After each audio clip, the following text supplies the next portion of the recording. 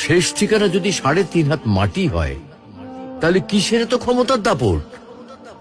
ভোর 5টায় মৃত্যু, সকাল 6টায় জানিয়ে দেওয়া হবে মাইকে, 8টায় শেষ গোসল করানো হবে, 9টায় তোমাকে নতুন কাপড়ে সাজানো হবে, জোহরের নামাজের পরে তোমার আলিশান বাড়ি থেকে বের করে নিয়ে যাওয়া হবে, 2টায় তোমার জানাজার নামাজ পড়ানো হবে, 2:30টায় তোমাকে কবরে নামিয়ে ফেলা হবে।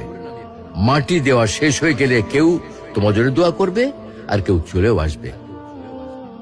এই তো জীবনের শেষ আয়োজন। তো কিসের তো অহংকার, কিসের তো ক্ষমতার দাপট? হ্যাঁ, ক্ষমতা কারো জন্য চিরস্থায়ী নয়। অন্যায় ভাবে কাউকে ঠকালে একদিন ঠিক নিজেকেও ঠকতে হবে, এটাই নিয়ম। হ্যাঁ, এটাই নিয়ম।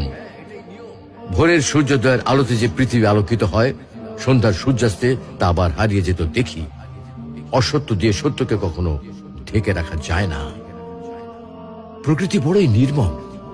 কবে কখন কোথায় কার উপর আঘাত হানে তা একমাত্র উপরওয়ালাই ভালো বলতে পারেন। অহংকার আর দাম্ভিকতা পতনের লক্ষণ। তাই অহংকারী না হয়ে সহনশীল হন। ক্ষণস্থায়ী এই দুনিয়ায় কেউ চিরস্থায়ী নয়।